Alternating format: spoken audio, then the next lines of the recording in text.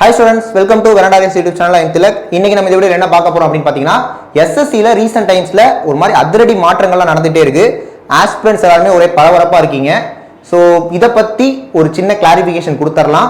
இது வந்து பாத்தீங்கன்னா இந்த அதிரடி மாற்றங்கள் எல்லாமே ஒன்றும் பெரிய விஷயம் இல்ல. நம்மள பயமுத்த போறதுனால இல்ல, ஒரு சாதாரண ஒரு விஷயம் தான் அப்படிங்கறத தெளிவா சொல்லிட்டு போலாம் அப்படிதான் இன்னைக்கான வீடியோ. ஏன்னா அடுத்தடுத்து CHSL MTS எக்ஸாம்ஸ் இருக்கு. சேம் டைம் வந்து பாத்தீங்கன்னா நெக்ஸ்ட் இயர்ல திரும்ப CGL CHSL MTS எல்லாம் வரதான் போகுது. இதை தாண்டி SSC ல நிறைய எக்ஸாம்ஸ் நடக்கும். ஒரு வருஷத்துலேயே பாத்தீங்கன்னா நிறைய எக்ஸாம்ஸ் இருக்கு. அப்படி இருக்கும்போது இப்போ ஏன் இந்த வீடியோ அப்படின்னா முக்கியமான விஷயம். இப்போ நமக்கு ரீசெண்டா ஒரு நோட்டிஃபிகேஷன் வந்துச்சு, சரிங்களா? அதுல வந்து பாத்தீங்கன்னா புதுசா அந்த செக்ஷனல் டைமிங் அப்படிங்கிறது கொண்டு வந்தாங்க. அதுவும் உங்களுக்குமே தெரியும், அந்த எக்ஸாம்ல டயர் 1 டயர் 2 ரெண்டு ஸ்டேஜ், ரெண்டுத்துலயுமே செக்ஷனல் டைமிங். டயர் 1ல கூட ஆப்டி ரீசனிங் GSC இங்கிலீஷ் இருக்கும், செக்ஷனல் டைமிங் வச்சிங்க. டயர் 2ல இங்கிலீஷ் மட்டும்தான் அந்த எக்ஸாம்ல. அதுலயுமே அதை நான் 4 செக்ஷனா பிரிப்போம், அதுக்குள்ள செக்ஷனல் டைமிங் வைப்போம் அப்படின்ற மாதிரி சொல்லியிருந்தாங்க. ஸோ இப்போ இந்த வருஷம் வரப்போற CHSL MTS எல்லாம் செக்ஷனல் டைமிங் இருக்காது, ஏன்னா நோட்டிஃபிகேஷன் ஆல்ரெடி ரிலீஸ் ஆயிடுச்சு. பட் இந்த எக்ஸாம்ல செக்ஷனல் டைமிங் கொண்டு வந்தனால இனிமேட்டுக்கு வரப்போற நோட்டிஃபிகேஷன்லயுமே செக்ஷனல் டைமிங் வருமா, வந்தா அதை எப்படி ஃபேஸ் பண்றது? ஏன்னா டிஃபிகல்ட்டி லெவலுமே திடீர்னு சேஞ்ச் பண்றாங்க, பேட்டர்ன் சேஞ்ச் பண்றாங்க. படிக்காத டாபிக், இது வரைக்கும் வராத டாபிக்லாம் டயர் 1ல கேட்கறாங்க. ஸோ இந்த மாதிரி சுச்சுவேஷன் வந்தால் எப்படி ஹேண்டில் பண்றது, அதை தான் நம்ம பார்க்க போறோம். ஓகேவா? இதே மாதிரி மிக முக்கியமான வீடியோஸ்லாம் வேணும்னா நம்ம சேனலை சப்ஸ்கிரைப் பண்ணி வச்சுக்கோங்க. வாங்க இப்போ நம்ம இதை பத்தி டிஸ்கஸ் பண்ணலாம். ஓகே, இப்போ உதாரணத்துக்கு நெக்ஸ்ட் இயர் வரப்போற CGL எடுத்துக்குவோம். ஓகேவா? CGL எடுத்துக்குவோம். ஏன் CGL பத்தி பேசுறேன்னா SSC ல CGL தான் எல்லாருமே பெருசா ஃபோக்கஸ் பண்றது. ஸோ எனி டிகிரி எழுதலாம், எல்லாமே நல்ல ஒரு கெசட்டடா போஸ்ட் அப்படின்றப்ப CGL வந்துட்டு எல்லாருமே ஃபோக்கஸ் பண்ணி படிப்பாங்க. அதனால தான் நான் CGL எக்ஸாம்பிளுக்கு எடுத்துக்கிறேன். இப்போ CGL டயர் 1 இருக்கு, உங்களுக்கு தெரியும் மொத்தமா 100 கொஸ்டின், ஒரு செக்ஷனுமே 25 கொஸ்டின். இப்போ செக்ஷனல் டைமிங் இன்ட்ரோடியூஸ் பண்ணாங்கன்னா ஒரு செக்ஷனுக்குமே 15 நிமிஷம் கொடுப்பாங்க. ஓகேவா? இப்போ இதுல என்ன விஷயம்னா, நார்மலா 60 மினிட்ஸையுமே எடுத்து யூஸ் பண்ணிக்கோங்க அப்படின்னு சொல்லும் போது, இப்போ உதாரணத்துக்கு GSல 25 கொஸ்டின் இருக்குன்னு வச்சுக்கோமே, நம்ம அந்த 25 கொஸ்டினையுமே ஆன்சர் பண்ண போறது இல்லை. அதுல ஒரு 15 கொஸ்டினே வச்சுப்போம், 18 20 எல்லாம் போடுவீங்க, 15 கொஸ்டின் வச்சுப்போம். அந்த 15 கொஸ்டினை மட்டும் ஆன்சர் பண்றதுக்கு 10 நிமிஷமே எனக்கு தெரிஞ்சு போதும். இல்ல ஒரு கொஸ்டினுக்கு 1 நிமிஷம் எடுத்துக்கிறீங்க, ஸ்டேட்மெண்ட்லாம் கேட்கறாங்க, கஷ்டமா இருக்கனால ஒரு 15 நிமிஷம். இப்போ GSக்கு 15 நிமிஷம் ஆயிரும், ரைட்? இதை தாண்டி நம்ம அதுக்கு டைம் ஸ்பெண்ட் பண்ணணுமானா, மீதி எக்ஸாம்லாம் முடிச்சுட்டு டைம் வந்தா வந்து பார்த்துட்டு இருப்போம். ஸோ GS அப்படியே ஓரம் கட்டி வச்சிருவோம். அப்ப GS இதனால பெருசா இம்பாக்ட் ஆக போறது இல்லை. ஓகே, அடுத்து இங்கிலீஷ்க்கு வருவோம். இங்கிலீஷ் 25 கொஸ்டின் கேட்கறாங்கன்னா நார்மலா 20+ போடுவோம். பட் இங்கிலீஷ்ல நம்ம 20+ போடுறதுக்கு ஒரு 15 நிமிஷம் போதுமானா சில கொஸ்டினுக்கு ஓகே, சில கொஸ்டினுக்கு ஒத்து வராது. ஏன்னா இப்ப ரீடிங் காம்ப்ளிகேஷன் எல்லாம் நிறைய கேட்கறாங்க அப்படிங்கிறப்ப அதுக்கு நம்ம ஒரு கொஸ்டினை 1 மினிட்ல அந்த பேசேஜ் படிக்கணும். அப்படிங்கும்போது அங்க டைம் கன்சியூமிங் ஒரு இடத்துல இருக்கும். அப்படியே இங்கிலீஷ் ஒரு சைடு நிப்பாட்டுவோம். ரீசனிங் டைமிங் பிரச்சனையே இல்லை, நீங்க 25மே அடிச்சாலும் நல்லா பிராக்டிஸ் பண்ணீங்கன்னா 10 நிமிஷம் போதும். அப்ப நம்ம இந்த காம்போசிட் டைமிங் 1 ஹவர் இருந்தப்ப என்ன பண்ணோம்னா, அந்த ரீசனிங்ல இருக்க 5 நிமிஷம் தூக்கி இங்கிலீஷ்லயோ இல்லை ஆப்டிடியூட்லயோ போடுவோம். ஓகேவா? இப்ப என்ன தெரியுமா, நீங்க ரீசனிங்ல சேவ் பண்ற டைமை இங்கிலீஷ்லயோ மேத்ஸ்லயோ எடுத்து போட்டு அதை வந்து ஒரு மாதிரி ஈக்குவல் பண்ணிக்குவீங்க, நார்மலைஸ் பண்ணிக்குவீங்க. SSC எப்பவுமே நார்மலைஸ் பண்ணுவாங்கல்ல, நார்மலைசேஷன் அந்த மாதிரி சொல்லணும்னா ஒரு மாதிரி நீங்க நார்மலைஸ் பண்ணிக்குவீங்க, ஒரு மாதிரி நமக்கு ஏற்ற மாதிரி டைம். எல்லாத்தையும் தாண்டி 50ல இருந்து 55 நிமிஷத்துல மேக்ஸிமம் ஓரளவு எக்ஸாம் முடிச்சுட்டு கடைசி 5 நிமிஷத்துல ஒரு மாதிரி 50-50 இருக்கிறது, இந்த மாதிரி கொஸ்டின் தான் அப்படி போட்டுட்டே இருக்கும். ஓகேவா? அந்த மாதிரி தான் இருக்கும். அப்ப இந்த செக்ஷனல் டைமிங் வந்தாலும் பயப்படாதீங்க, அது பெரிய அளவில் இம்பாக்ட் ஆக போறது இல்ல. இது லேட்டா புரியும்.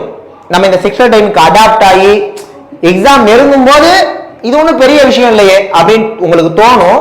நான் அதை வந்து உங்களுக்கு இப்பவே சொல்றேன், இது பெரிய பிரச்சனைலாம் ஆக போறது இல்ல, ரொம்ப டஃப்பாலாம் மாற போறது இல்ல, உங்களுக்கு ரொம்ப நெகட்டிவாலாம் ஆக போறது இல்ல. ஓகேவா? எப்பவும் போலதான் இப்ப GSக்கு 15 நிமிஷம் கொடுத்தா நீங்க 15 நிமிஷமுமே ஸ்பெண்ட் பண்ண போறது இல்ல. அப்படியே ஸ்பெண்ட் பண்ணாலும் என்ன தெரியுதோ அதை மட்டும் தான் அடிப்பீங்க. ஆனா இந்த செக்ஷனல் டைம்ல இன்னொரு நெகட்டிவ் என்னன்னா, இந்த GSல 15 நிமிஷம் இருக்குன்னு வச்சுக்கோங்களேன், காம்போசைட் இருந்தப்ப இப்ப GSல உங்களுக்கு ஒரு 15 கொஸ்டின் தான் தெரியுது, அதை 10 நிமிஷம் முடிச்சிட்டீங்கன்னா அவ்வளவுதான் தெரியுது, அடுத்த செக்ஷனுக்கு போயிருவீங்க. இப்ப செக்ஷன் மாற முடியாது. அப்ப நம்ம என்ன பண்ணுவோம்னா, 15 நிமிஷம் இருக்குன்னா 10 நிமிஷம்ல போட்டுருவீங்க. அடுத்த 5 நிமிஷம் எல்லாத்தையும் கண்ட்ரோல் பண்ணிட்டு அமைதியா உட்காரணும். தெரியாத கொஸ்டினை போயிட்டு டக்குன்னு அடிக்க கூடாது, 5 நிமிஷம் சும்மா இருக்கே அப்படின்ட்டு. ஓகேவா? அந்த மாதிரிலாம் பண்ணக்கூடாது. அப்ப உங்களுக்கு வந்து உங்களை கண்ட்ரோல் பண்ண தெரியணும். ஓகேவா? நான் உங்களை இப்பயே நான் வந்து மெருகேத்துறேன், உங்களை நான் இப்பயே வந்து பாத்தீங்கன்னா இம்ப்ரூவ் பண்றேன், இப்படிலாம் நடக்கும், அதுக்கு ஏற்ற மாதிரி அடாப்ட் ஆகிக்கோங்க, லாஸ்ட் மினிட்ல பயப்பட வேணாம் அப்படின்ட்டு. ஓகேவா? அதனால செக்ஷனல் டைமிங் அப்படின்றது ஒன்றும் பெரிய விஷயம்லாம் இல்லை. பட் இந்த மாதிரியான சின்ன சின்ன விஷயங்கள் தெரியாம அந்த எக்ஸாமை ஃபேஸ் பண்ணீங்கன்னா நீங்க அதில் மாட்டிக்குவீங்க. அதுக்கு தான் சொல்றேன், ஜிஎஸ் ரொம்ப கண்ட்ரோல் தேவை. 15 நிமிஷம் போட்டு பேசாம உட்காருங்க. மாறிடுச்சா அடுத்து என்ன செக்ஷன் ஓப்பன் ஆகுதோ அதுக்கு ஏற்ற மாதிரி பண்ணுங்க. இதுல டைமிங் பிரச்சனை எங்க வரும்னா மேக்ஸ்ல தான் வரும், அடிச்சு விட மேக்ஸ் தான் வரும். ஏன்னா இங்கிலீஷும் சரி 15 நிமிஷமா அதுக்கு ஏற்ற மாதிரி நீங்க அடாப்ட் ஆயிருவீங்க. 20 கொஸ்டின் கேட்கறாங்களா அதுக்கு ஏற்ற மாதிரி முடிச்சு விட்டு போயிருவீங்க. ஓகேவா? அப்ப ரீசனிங் கண்டிப்பா 25 கொஸ்டினா 10 நிமிஷம் முடிச்சுட்டு 5 நிமிஷம் பேலன்ஸ் இருக்கும், அப்படியே இருக்கட்டும். இன்னும் எக்ஸ்ட்ரா அடிக்க போறது இல்லை, எல்லாத்தையும் முடிச்சிட்டோம் இல்லையா? சரி. ஜிஎஸ் டைமிங் பிரச்சனை இல்லை. இங்கிலீஷ் கொஞ்சம் பிரச்சனை ஆகும் தான், காம்போசைட் இருந்தப்ப கலந்து போட்டு அடிச்சிருப்போம். பட் இங்க அந்த 15 நிமிஷத்தை கரெக்டா யூட்டிலைஸ் பண்ணி ஒரு 20 கொஸ்டின் என்னமோ அதை அடிச்சுட்டு விட்டுருங்க. மேக்ஸ் 15 நிமிஷத்துல 25 கொஸ்டின் அடிக்கிறதுங்கிறது கொஞ்சம் சவாலான விஷயமா தான் இருக்கும். காரணம் என்னன்னா நீங்க 15 நிமிஷத்துல 25 கொஸ்டின் அடிக்கணும். ஓகேவா? 5 கொஸ்டினா எவ்வளவு டைம்? 900 செகண்ட்ஸ் வரும். அப்ப 900 செகண்ட்ஸ்ல நான் 25 அடிக்கணும். அப்ப டிவைட் பண்ணி பார்ப்போமா? ஒரு கொஸ்டினுக்கு நீங்க 36 செகண்ட் டைம் ஸ்பெண்ட் பண்ணாதான் உங்களால 15 நிமிஷத்துல 20 கொஸ்டின் அடிக்க முடியும். மேக்ஸ் 36 செகண்ட்ல அடிக்கணும், ஞாபகம் வச்சுக்கோங்க. ஒரு கொஸ்டினை படிக்கிறதுக்கு ஒரு 5-10 செகண்ட் தான். அந்த கொஸ்டினை எப்படி போடலாம்னு யோசிக்கிறது 5 செகண்ட் தான். இங்கே 5 கொஸ்டின் 15 செகண்ட் முடிஞ்சிடும்.